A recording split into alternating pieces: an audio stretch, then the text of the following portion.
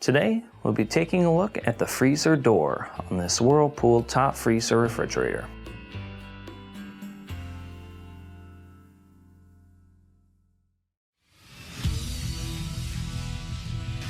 Be sure to visit ApplianceVideo.com, where you will find thousands of repair videos on the latest technology.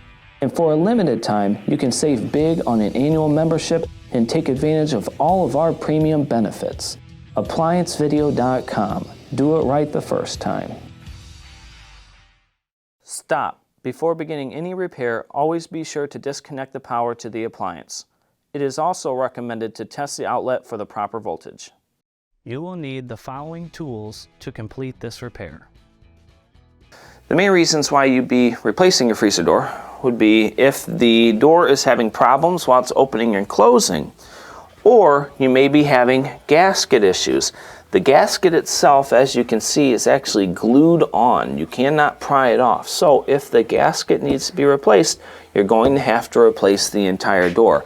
Now, in order to do so, first we will have to remove the handle. In order to remove your handle, first we're going to open it up. Now on the bottom portion we have two Phillips screws that will need to be taken out.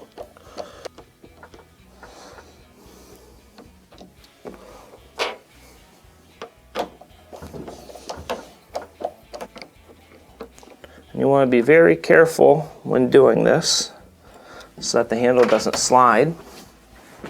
And then on the top in here we have one screw that is a set screw, and your refrigerator itself came with a small Allen wrench to take it out.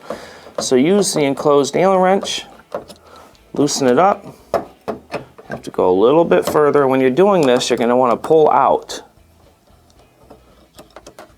There we go. Pull it out and set the handle to the side.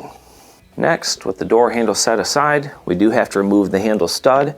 Just use the Phillips screwdriver, go directly in the center, unscrew it, and set it to the side. Next, we have that stud and handle off there. Let's go ahead and take off these indoor shelves. And now, to do this, what we're going to do is lift back. We have to pull this out first. Just slides right out. Go ahead and set it inside.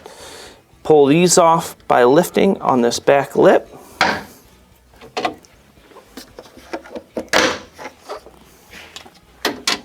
Let's do the same for the bottom. Slide this piece off.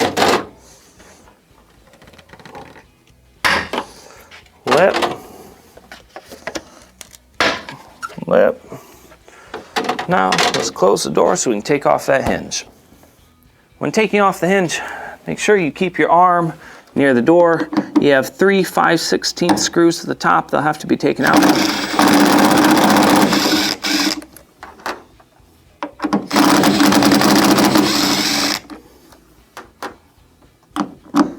When taking the last one, make sure you hold on to the door. We'll slide the hinge up.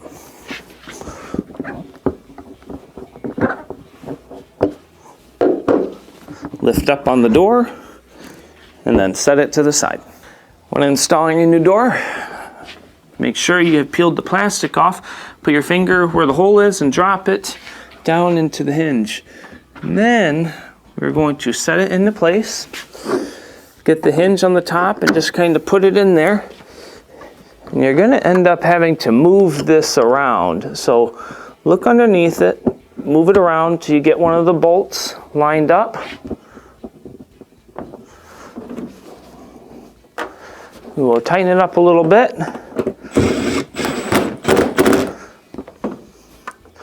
Then let's start to move it around to get the other ones. Once you have your second one lined up, you can tighten them up more.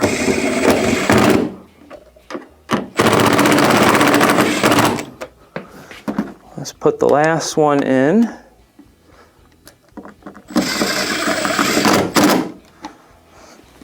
Now we can reinstall the shelves. Now let's give it a swing here. Make sure the hinge is in there properly. Seems good.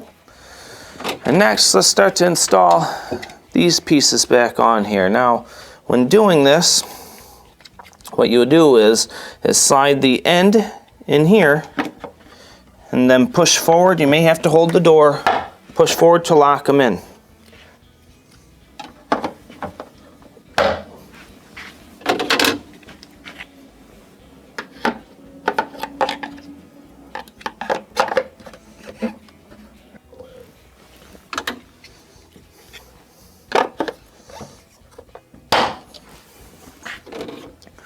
Let's reinstall these. Slide one end in the slotted area on one side, gently lift back on the other, and slide it in. Put on this side, let's lift back a little bit here, slide it in. Now we can reinstall the stud and handle. Next, before we put the handle on, let's install the old stud on the new door. Hold on to the stud, carefully screw it in so that you do not mark up the door. Get it nice and tight. Now we can reinstall the handle. When reinstalling your handle, first we are going to start with the set screw portion. There is a circular hole in the top of the handle that will correspond with the top anchor. You will slide it in, hold it with your thumb, and then start to tighten it up on the side. And that set screw will draw it in. And you don't want to overdo it, just make sure it's snug and not going to wobble. Then we can switch to the bottom. Let's go ahead and reinstall our Phillips.